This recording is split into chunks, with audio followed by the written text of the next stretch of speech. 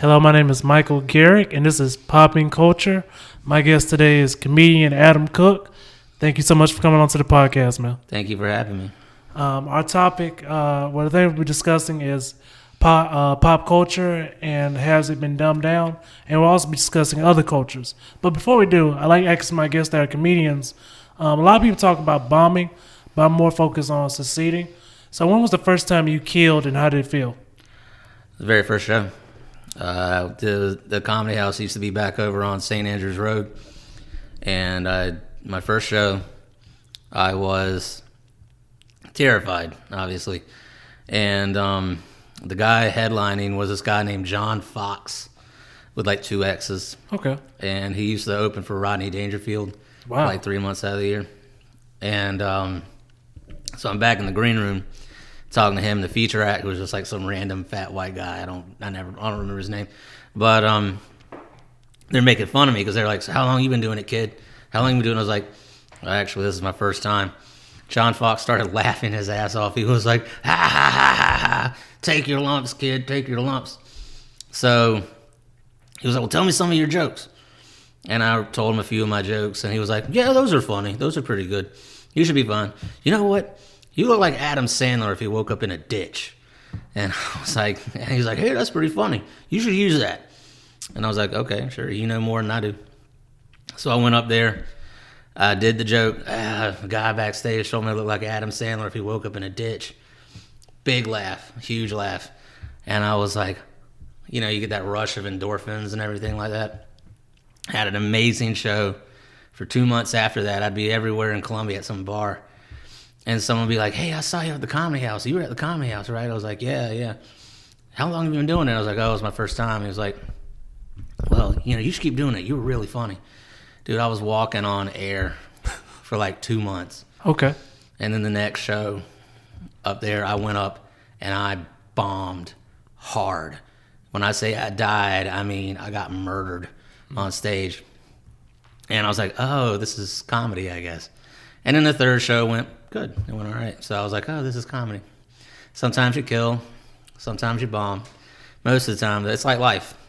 Yeah. Sometimes you kill. Sometimes you bomb. But most of the time, it's like, it was all right. Okay. So, does anything compare to that feeling? No. Okay. I mean, people always say like, "Oh, it's better than drugs. It's better than sex." It is. Which is why comedians are always seeking, they always want to be in that moment. Yeah. You know, you want to keep the party going. And an easy way to do that would be drugs and alcohol. So that's why I think comedians constantly are drawn to that, you know. So you can keep the whole thing going. Okay. One last question, since you are a comedian. I mean, we're both comedians, but like you know, you're I guess. At least that's what I claim on my resume. When it comes to the times you killed and the times you bombed, did you ever feel like, okay, I'm killing tonight, or you had a feeling like this may not be my night? No, I mean, if you're killing, trust me, you'll know. No, I mean, before you get on stage, did you have Oh, that no. feeling? Okay. I mean, it's always, you never know. I mean, sometimes you do a bit that's worked a million times and that audience just isn't into it, and sometimes you do just like some offhand remark about whatever, and it gets a huge laugh, and you're like, "Wait, what? Why the hell? Why did that work?" Like, especially when it's not the punchline, like you're getting to the punchline, like, oh. Well, like at the joint or at that mic we were just at, I was making offhand comments and I was working better than the material, and I'm like, "Oh God." Yeah. When that woman asked me where was my mask when I coughed, and everybody out there in podcast land, I got a lozenge in my mouth right now. She was like, "Where's your mask?" I was like, "It's up your vagina." And for some reason, people thought that was funny. So I was like, okay. That in her face. Yeah. My face was like, "Oh, I didn't know that was an answer." Like, she didn't know that was a possible answer. Yeah. Well, now she does. Yeah, she was looking at multiple choice, and that was E. Yeah, that was none of the above for her. Apparently. Well, man, you chose the topic dumbing down. Right. Why did you choose culture. that? Yeah, of culture. Because I'm pretty much disgusted with the country right now. I mean, we basically have, and I blame the education system if you want to call it that. I call it the re-education camp. We call it an education system, but we have like a ruling class which is ignorant, and an underclass which is illiterate. And all right, I remember when there was that whole controversy over "Baby, It's Cold Outside," that old Christmas song where like she's wanting to leave. He's like, "Nah, baby, stay for another drink." And everyone's like, "Oh, that sounds rapey," and blah, blah, blah, blah. That's not cool. Even though, look, even if you can say, "Oh, yeah, that guy's trying to get laid," and he's just saying, "Nah, baby, stay," and all that, that's way more gentlemanly and way more, he's alluding. He's not saying, "Hey, come suck this," So now we've gone from that to wet-ass pussy. In my defense, you know this. I grew up Jehovah's Witness, so I didn't grow up like around Christmas anything. Right. So my first time actually like paying attention, I've heard it, but like actually paying attention, not like background noise, was 22, 23, and I was listening to it.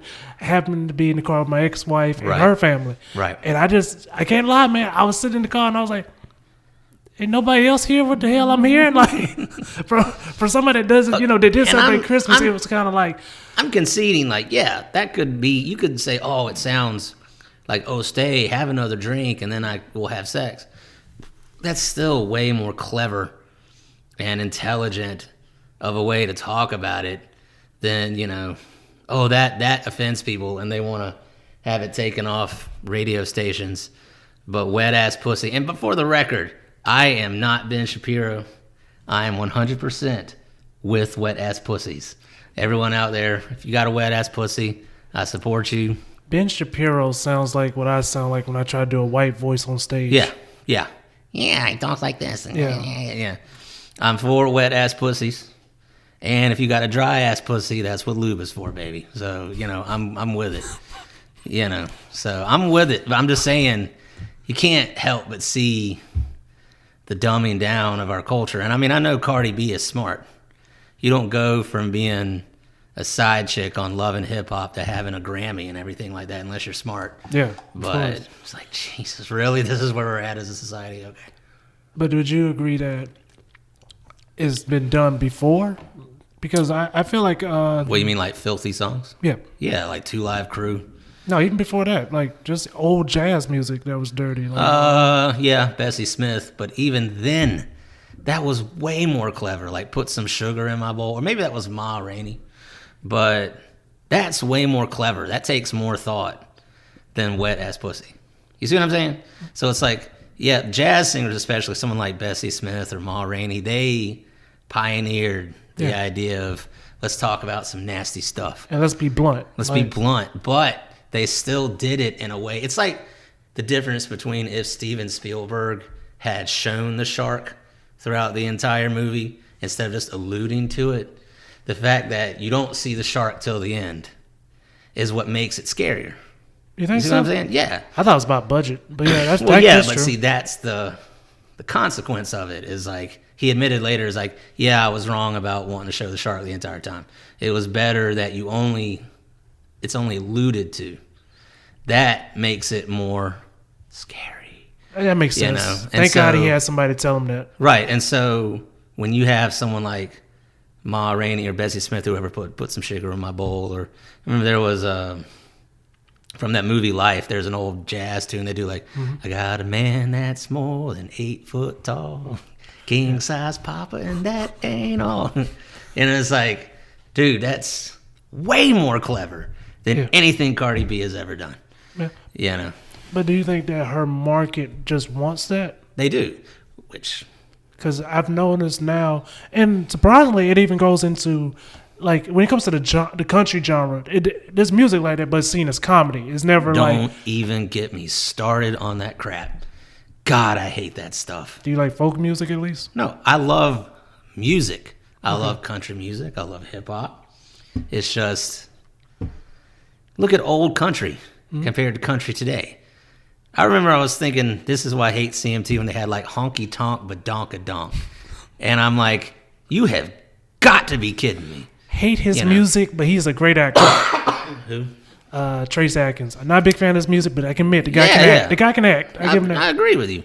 But that is such a stupid idea for a song. I remember when I was a kid, I'm driving. I'm not driving. My mom's driving me and my sister to school, and they're listening to the country station. And there was this song like, "If I die before I wake, feed Jake. He's been a good dog." And I was like, "This is the dumbest song." And I said it from the back seat, like, "Turn that crap off." You know, I'm like 10 years old. That song's about a soldier if he dies overseas. No, it's about his dog. Yeah, I thought that's not the same song we're talking about. You're thinking of a different song, I'm Okay. sure. I'm talking about the one where the guy wrote a song about if I die before I wake, feed Jake. I stayed away from country for so many years because of that song. It's like, this song sucks. This is stupid. You know, and the fact that people are into this, shame on you. You know, or I remember with Crisscross when everyone started wearing their clothes backwards. I remember that distinctly. I'm like 11 years old. Like that's the first time in my life where I got mad at people. I was like, "You are all dumb for doing this. Why are you doing this?" And then people look at you like you're crazy because it's cool, man. No, it's not. No, it is not cool at all, man. When you use the term "dumb it down," do you feel like, because like I said, we both emphasized that the music has been out there dirty, but it was never on the front line. Right. Do you think just more people that quote unquote dumb get more attention now? Yeah. Okay. I mean, especially with the rise of the internet. But I mean, it's just, I really do think standards have gone down over the past couple of decades. And I'm not saying that like I'm some, aristocratic gentleman or something like that. But it's just, it used to be like, even when Slayer was, or like Cannibal Corpse was doing stuff like Knife Ripped from a Virgin's Cunt, they at least had to play an instrument well enough to be able to play that fast. You know what I'm saying? It's like, it's just, and to prove your point that it's always been around, look up a band called the Anti-Nowhere League, because they have a song called So What, which is all about boasting around like, I fucked this, I fucked that, I fucked a sheep, I fucked a goat, yeah, I ran my cock right down his throat. And see, even then though, that was rebellious at the time. It's because it was punk rock. Now it's been done. The real rebellious thing is to not do that. I think it comes and go because every other decade has rebellious music, so I can't say that. I mean, it's also possible I'm being a bit of an old fogue. I'm going to be 40 years old in September. That could be a little bit. So I'm just like, back in my day, so. But it's just, the culture. Look at what's going on in the country right now. Everybody on both sides is so dumb. They're so dumb, right and left. So you're born in 81? 81. 81. Okay. Going from, I guess, the music, I want to go for your teenage years. Because, we still love music from my teenage years. Oh, yeah, absolutely. Any music where you start having sex, you enjoy it. I think Chris Rock said that, I think. I want to say that's Chris Rock. Yeah, that was Chris Rock. That's why even though I hate those Brat Pack movies and all that, I have a special place in my heart for Breakfast Club. Yeah. Because I had to sit through that movie to get laid for the first time. Yeah. Thank you, John Hughes. Yes. Like for me, can't lie, I see it now. I didn't see it back then. Like Green Day, I get why people don't like Green Day, but when I was a teenager, it was good. It got me. If it wasn't for Green Day and Yellow House, I would have never gotten like punk rock and that kind of music. But now looking back, it's like, it's not that great. Well, no, they were great. It's just they were being somewhat immature. They had songs called Dookie, or albums called Dookie. No, I still like it, but I understand why people would say it's not that good. They grew as artists over time. You think so? Yeah, absolutely. They write songs that are way more clever now, And see, even back then, though, they were writing songs that were catchy and fun. It's like pop in a good way. How you feel about Nickelback? I actually don't. Excuse me. I don't hate them. Me either. Like other people do, because usually that's just someone being an elitist asshole. Yeah. Oh, I hate Nickelback. Yeah, because you're the first person to ever take that stance. Ever. You're the first person to say like, yeah, I don't like corporate rock. okay, then don't listen to it. You know, because they wrote some catchy stuff. I mean, it's just not for me. Yeah. You know? Oh, but yeah, I got sidetracked. So, in your opinion, when you hear artists, like you said, I would say your teenage years was mid '90s. Yeah. Mid to late 90s. Mid late '90s.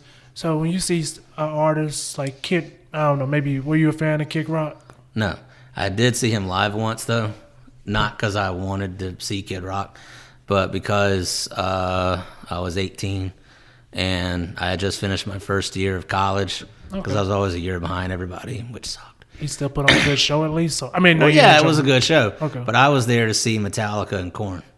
Wow, he was the opener? No. Well, okay. It was the Summer Sanitarium tour in 2000, which was a big festival show. Yep. So it was Metallica, Korn, Kid Rock, Power Man 5000, and System of a Down. So I saw System of a Down before their second album came out, when they were touring off their first album. I keep forgetting how old they are. Oh yeah, they've been around for a minute. But he was all right. You know, it's just I was like, stop rapping. I don't care about your rapping, man. I know you're a great DJ. Got respect for you on that, you know, but stop rapping, man. But I was going to compare like Kid Rock, his music, and let's say. But that's way more clever than a lot of stuff you see today. I was going to compare him to somebody like Yellow Wolf, where Yellow Wolf, you know who he is, right? But if Yellow Wolf was Kid Rock in the '90s, he'd be way more popular. Oh yeah, totally. Do you think that dumbing down is the reason why, or do you? Well, I think he's. I mean, again, it's like it's not even. The thing is, I know a lot of the people doing this stuff. They're not stupid. Of course. They know what people want. And this is why I don't blame the artist necessarily. I blame people. Okay. If we demanded more, if we demanded better, we would get better in every part of our culture. Pop culture, you know, political culture, business culture, you know, government, all that stuff. Like I already said political. But you know what I'm saying? Like if we demanded better, we'd get better. And I'm not even saying that we're necessarily dumber as a species than we've ever been, because we have the same brain. It's always been like this for 100,000, 200,000 years. It's just I think that like a decrease in standards along with social media where, I mean, I remember I got into it with this idiot who's going on like, I got 50 likes on my post. Yeah, but it's still stupid. It's dumb. You know, the fact that you got 50 likes, that doesn't say anything about you or the people liking it, you know? Yeah. And it was all over, he didn't like my politics, and so he's screaming about how you only get so many likes. I was like, ooh, wow, you get lots of likes on a liberal echo chamber. Wow, you're like totally famous, man, you know, and all that kind of stuff. Like, it's just the fact that people value this. I think it makes it worse. It takes all the worst qualities of human beings and increases it. You know. Do you think it makes it something more marketable sometimes? Okay. You know. Do you think it's because with social media there's more voices that like Yes. Not saying that everybody shouldn't be heard, because in general like everybody should be heard from the right. But do you feel like the wrong sometimes? Paraphrase, like not the wrong voices, but some people just put out the wrong information to be heard, or just to be seen. But again, I'm not saying that people are inherently dumber than they were before. It's just you're being rewarded for dumb behavior. Like that woman, if you can call her that was famous for like 15 seconds, that Cash Me Outside girl. How the hell did she get a record deal? You know, because she showed her ass on TV and act like a trailer park person. You know, I wasn't going to curse too much, but, you know, it was like she acted like a trailer park bitch, you know, and for that she got a record deal. You ever see those people and you be like, why the hell do I go to work every day? Like, if it's that easy, why am I clocking in? Yeah, every day. But then you realize and you remember the reason you do that is to be better than them. You know, there's value in being smug. I mean, like, well, at least I'm better than you. I got 2 more years of being better than people, man. And then it's like, I'm giving up. I got 2 more. Well, Cash Me, so some people blame it on technology because we're so used to having everything now. Like, I always give it up to people, and I'm not calling you old, Adam, but I always give it to people up to your age group and older, just because I used that encyclopedia twice in my life. Right. Unlike you guys, but besides that, I've been blessed to have Google, not majority, but a good bit. So having Google, it's just hard to think back to like, no, I can look up stuff right here as long as I have Wi-Fi or internet. Yeah, that reminds me of a meme I saw where they were saying, yeah, you know how they used to say the problem is a lack of knowledge or a lack of access to knowledge? Yeah, that wasn't it. No, that was not it, because now you have knowledge all over the place. You can find it anywhere, at the tip of your fingers. Yep. All you got to do is look. Yep. But then that's the same thing as what Thomas Jefferson used to say about how people who love newspapers, they read newspapers and they think they know what they're talking about, Yeah. And this is a man who was a serious intellectual in his time.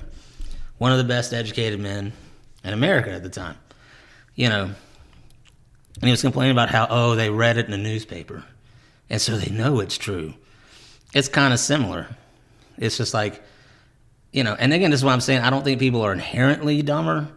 I just think, we're not demanding more. Standards are through the floor, and then social media makes it worse. Do you think you could ever just make anyone happy, though? Yeah, yourself. And that's the only person you should be focused on making happy. No, I mean, in general, if, like, let's say they did try to... Like, it's a reason why people don't really listen to Lupe Fiasco too much now. Right. Do you feel like it's just, like, it's better to go with the broad? And that's what most companies are going for? Like, we could make better product, but let's say... Depends on the company. If you have to make billions of dollars to feel successful, then you can do that. Or you can say, I'll take $1 million. Excuse me. You okay, buddy? Yeah, the lozenges aren't working. Okay. But I'm not getting it on the mic. So I know, okay. As long as you're okay, buddy. Like, I just want to make sure you're all right. Yeah, I just got a cold. I thought I had COVID, but it just turns out I'm a hypochondriac with a cold, so it's all right. Nobody finds that joke to be funny. Not right now. Yeah, well, whatever. Yeah. It just depends on what you want to do, what kind of company you want to have. You can be, some boy band, or you can be Fugazi, where they were fine with being, we're making a living. I get to do what I love, and I'm making enough money, and that's okay for me. When it comes to dumbing down, what aspect of the cult of I guess any culture would you say it worked in the benefit of it? What are you talking about? Like where dumbing it down made sense in general for everybody. Back when knowledge really was, like the Protestant Reformation, for instance. Back then, with the Catholic Church, it was all written in Latin. The sermon is in Latin, or the Mass, whatever.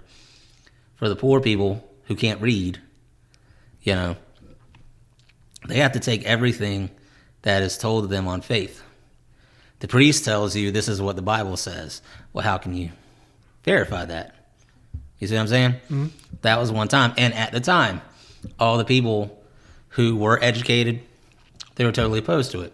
The idea of printing the Bible in the native language of the people so they can read it. That was considered to be a terrible dumbing down. Oh my God. They're going to be able to read the Bible and interpret it for themselves? That's an example. Or, when the printing press was invented, and now information and getting information out is not just in the hands of the priests who know how to write. And so on the one hand, the books that were written back then were copied, handwritten. Those books are a work of art. With the calligraphy and the artwork and the writing and everything. And so when the printing press came out, everyone was like, this is ugly, this is plain, where's the art? And all that sort of stuff. But it got knowledge all over the world faster than it had ever been done before. Yeah. And so at the time, though, all of the elite were against that.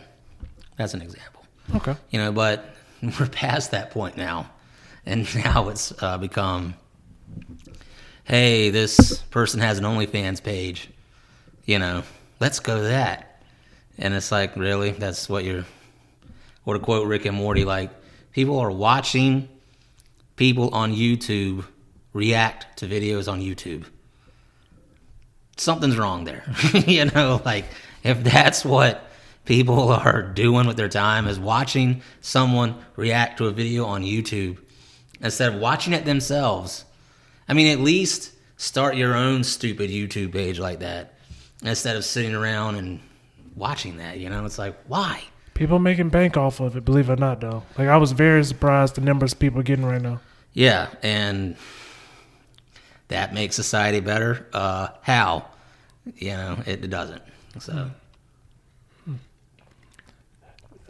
we're all guilty of it. I put stuff out on the internet hoping to promote myself. Yeah. But you look at it like, why is that? Okay, there's a woman my girlfriend has followed on YouTube, where she has a weight loss program. This woman is like over 500 pounds. She gains weight. She doesn't lose weight. She's got 1 million followers on YouTube, and she's making lots of money off of it. I think her name's Amber Lynn. And my girlfriend, at least, she's an intelligent woman, and so she's like, yeah, I feel guilty for watching this, but I just can't look away. It's like looking at a train wreck, because she just keeps getting fatter and fatter, And it's like, how does this make anyone better in the world, There's no answer. No, I don't. That is...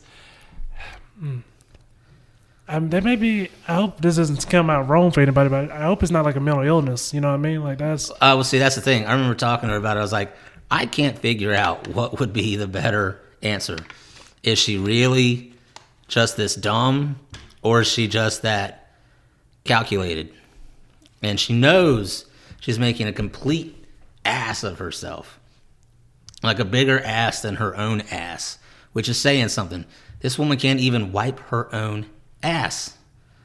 Okay? And she's making a bigger ass out of herself than her own ass. So which one would be better? Is it better that she's dumber or smarter?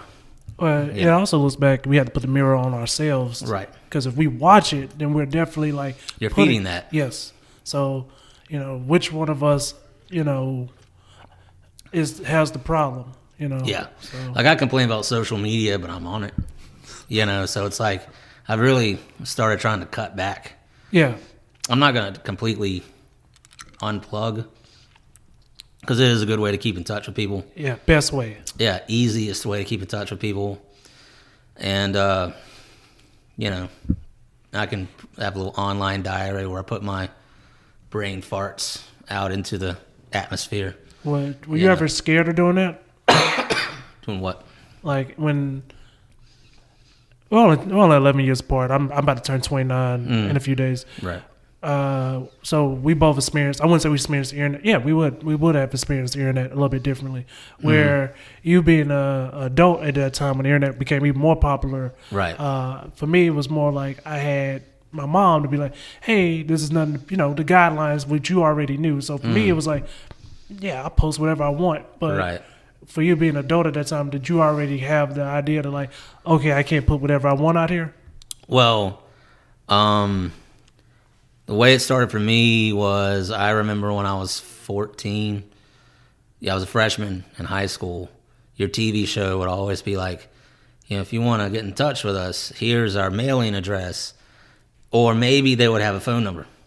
And then after a while, it was, here's our phone number and our email address. We're not taking letters anymore. Then it just became the email address. Did you have the internet on the CD? No. Oh yeah, we had to upload the program. Me too. Yeah. Like, I remember we got our first computer when I was like 16, and me and my sister listened to "Kiss by a Rose" by Seal like 200 times because it was this huge thing to hear it come from the computer. What was your first computer? It was a Microsoft. It was like a Hewlett Packard thing or whatever. Good for you, but I had a Yeah. I had a gateway. Yeah, and I remember back when if somebody calls, you lose your internet connection. Yeah, don't pick up. Don't pick up. Yeah, don't pick up, and all that craziness taught me, made it easier to find porn. I mean, you've heard my joke about back when people used to masturbate to pictures, back when dinosaurs roamed the earth. That was the time I learned to erase the internet history because I didn't know about that. My mom goes to use the computer. Yeah. And she sees bigboobs.com, and it's like, whoops, Yeah. And me being a clever child, I was like, hey, at least you know I'm straight, Yeah. And she's like, yeah, that's funny, but don't do that again. So. The best mom reaction. Oh, you got me, but don't. Yeah, you got me, but if you do that again, you're punished. Yeah. Like, So I never thought about, I should limit what I say on the internet and blah, blah, blah, blah, blah, because it never occurred to me that people might research that. Now they do. yeah. But see, I can't. That's the thing about the internet. There's no forgetfulness. It's all out there. Yeah. Even if you erase it or whatever, someone can probably still find it. Yeah. But then again, I'm the kind of guy who's like, well, this is my opinion, and I don't care what people think about it, and fuck you, and da-da-da-da-da. So, it's too late anyway. I'm on the part of like everybody changes, so I can't expect somebody 10 years ago to Right. think the same way. At least I hope not. I thank God above that I was able to have my youth before you had yours, Okay. because I'm talking about like adulthood and everything, teenage and adulthood years, because you can have fun and make mistakes and things like that, and now it's not there forever. It's not there forever like it is now. Like there's that girl in Tennessee where she dropped a racial slur when she was 15, and she didn't mean anything by it, apologized to all of her friends who were black, and then this one guy waited until she got into college, her dream college, and he released it to get her kicked out. It's like, wow, that sucks. Because I mean, that's talk about holding one in the pocket, though. Just being like, oh, Yeah. man, you remember when you said that shit to me, bitch? You Yeah, think, yeah. I didn't forget. well, the good news is that guy's a miserable little prick anyway, and he's going to lead a sad life. But it's just I know so many people that have said things I know they don't want to get out. A lot. And it's I know like, a lot of or people. it's one guy, I'm not going to name names, but he was really into the Confederate flag in his youth. And I'm sure he doesn't want that plastered all over the internet, now. No. So it's like, Well, I sometimes like because I think some people really, especially if they're young, I really think it's upbringing. Like I really think it's parents.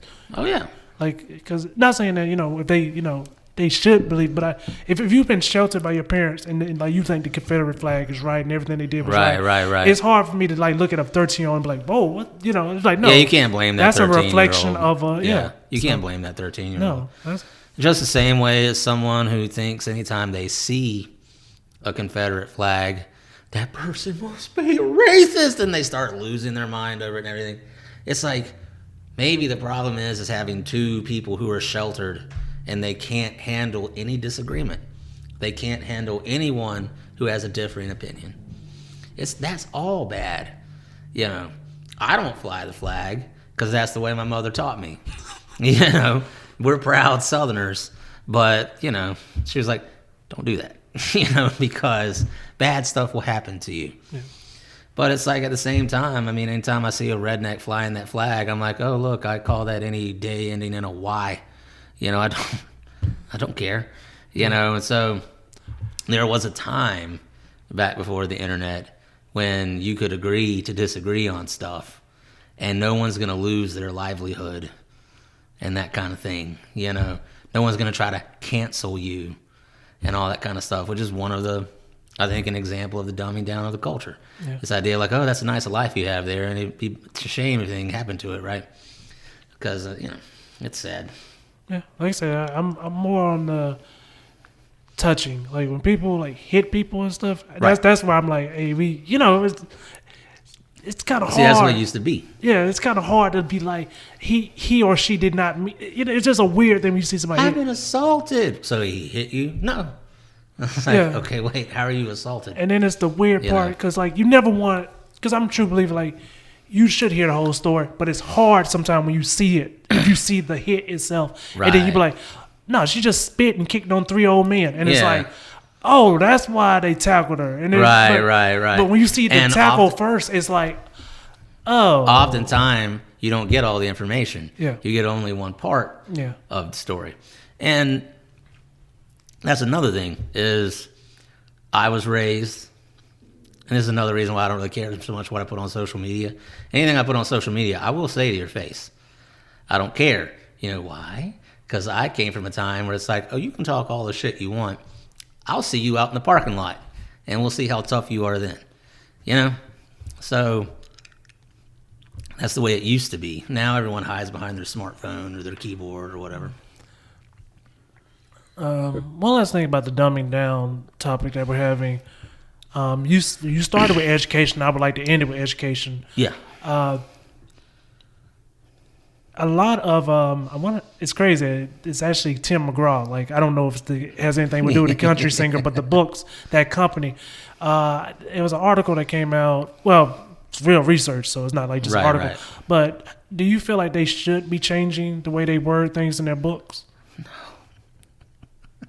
No. Okay. Why? You know, see, that cough is how much I care about that. No. Yeah. Why?